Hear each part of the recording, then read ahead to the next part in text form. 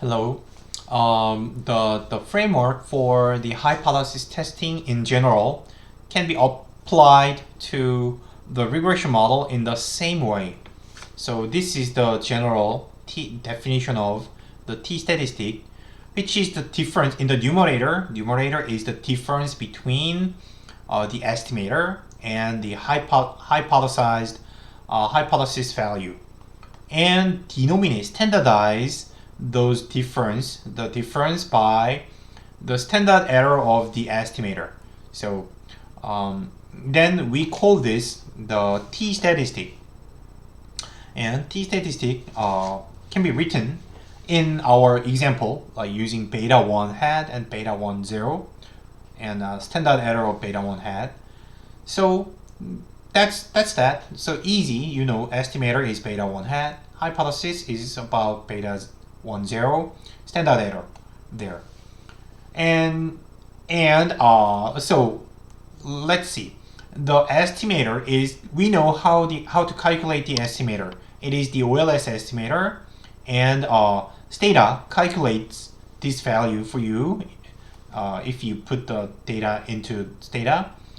And standard error is also calculated by Stata. And then the problem here is you have this hypothesis value is your hypothesis.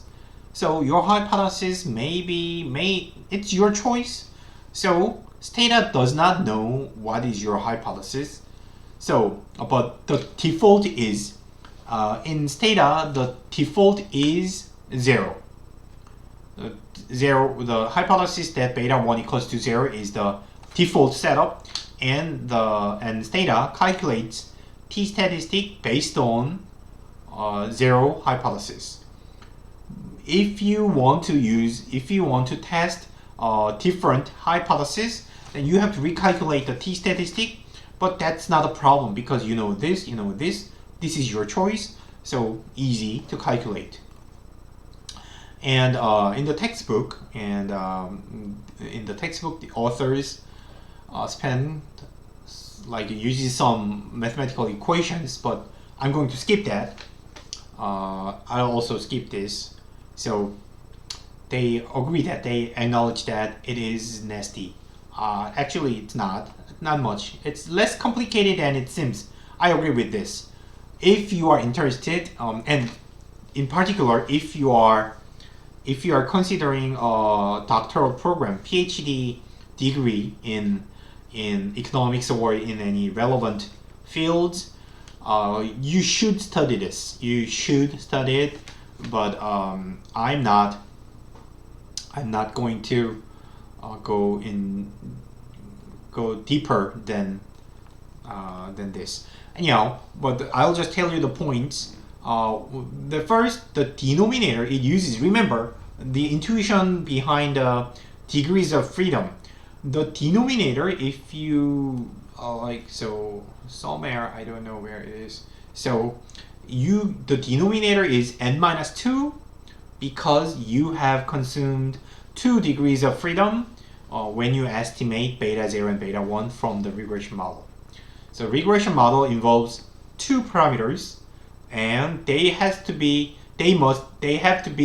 estimated to calculate the standard error. So in calculating the standard error, 2 degrees of freedom have been subtracted.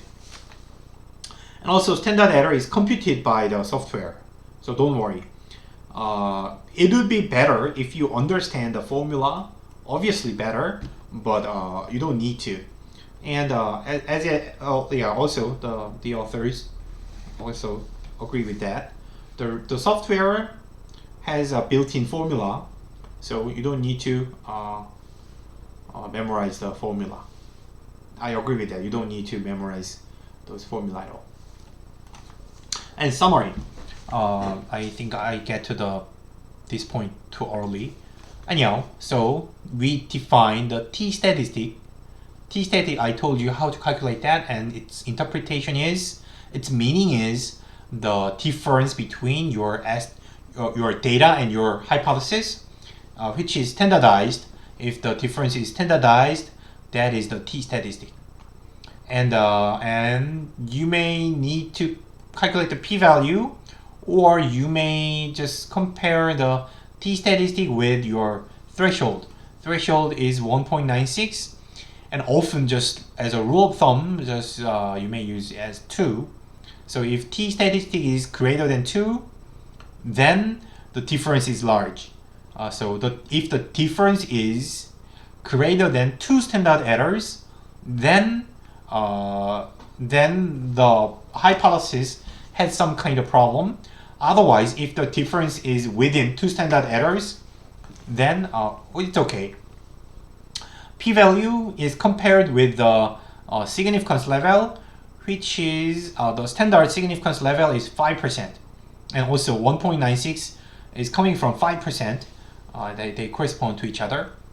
So the decision rule is not that difficult, and actually the t-statistic and the p-value are calculated for you by Stata, so you don't need to worry about how to calculate the p-value. But it is nice to, like, you have to understand the meaning of what the t-statistic implies and what the p-value implies, or what happens if p-value is too low, and or what happens if the t-statistic is too large. But the computation is done by Stata, so you just need to understand and interpret the results from Stata. That's what I'm asking you to work on, to do. And by the way, another important caution here is that so far the theory relies on the large N approximation. So normal distribution is an approximation implied by the central limit theorem, and the central limit theorem needs an assumption that the sample size N is large enough. And how large is large enough? Typically 50 is okay, but I would say 100 just to be safe. And it's not that big. So 50 observations is really a small number given, let's say, how powerful your computer is and how common data are on like everywhere online. So usually these days in the era of big data, large N assumption does not cause much problem. So I don't worry too much about this, but you need to know that it is required. Otherwise, your analysis may be inaccurate. Okay, then let's go back to our example. The estimated regression line is given by this. Test score is 698.9 minus 2.28 student-teacher ratio. So, which means if the student-teacher ratio increases by 1 unit, the test score is expected to drop by 2.28 points. This is the estimator, 2.28. So minus 2.28 is the estimator from the OLS estimator from the data. And how serious is it? How big is this? I don't know. So it depends on the accuracy of your data. So you may think 2.28 is small, so you may just ignore that. If you think it is close to 0, then student-to-teacher ratio has no insignificant impact on the test score. But if you think 2.28 is like a serious difference, then it is a serious problem.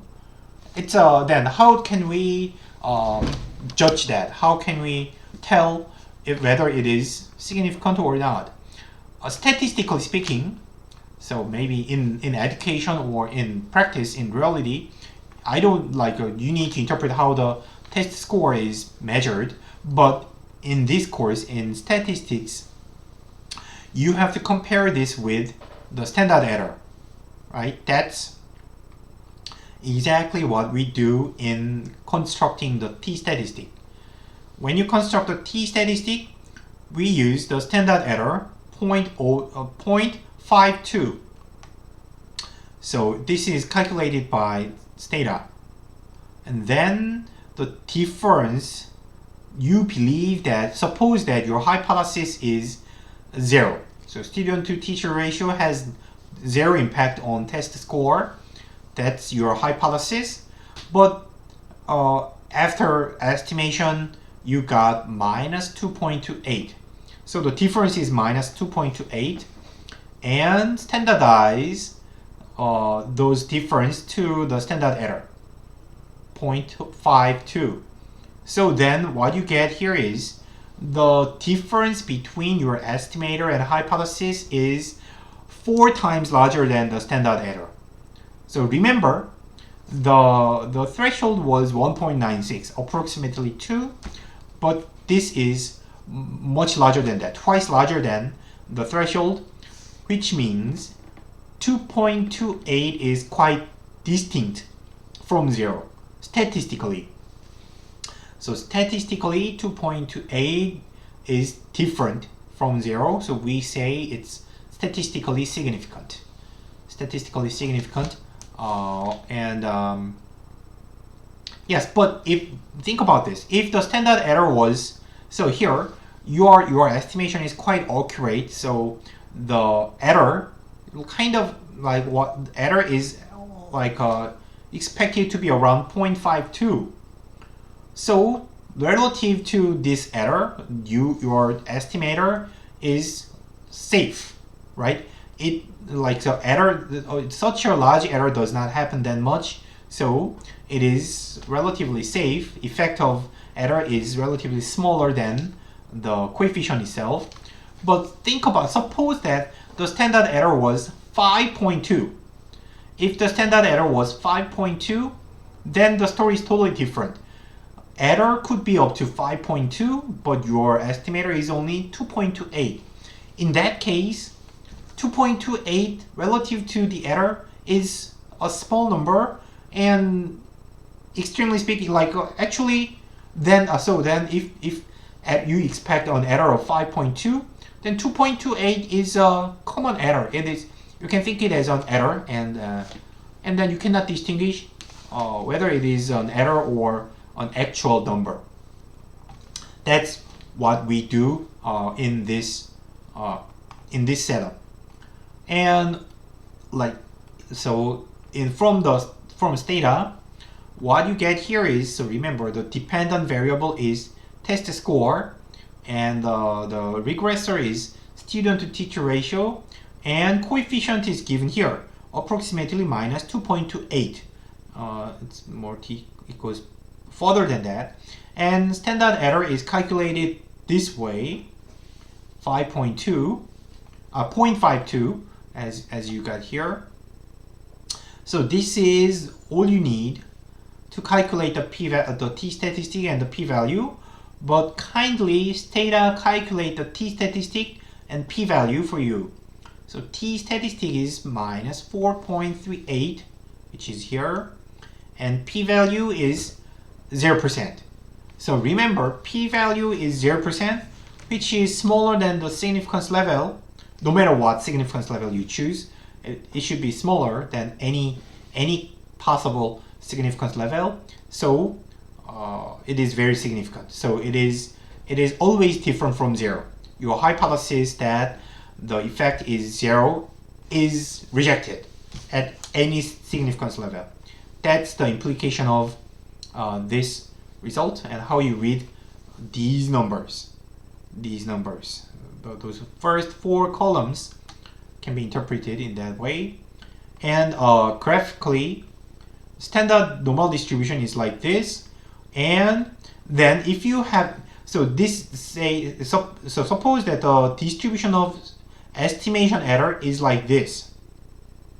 This is the distribution error of your distribution of your estimation error. Then when you do an estimation, you can expect error somewhere here, or like your error must be close to 0. So most of the errors occur in this area, right?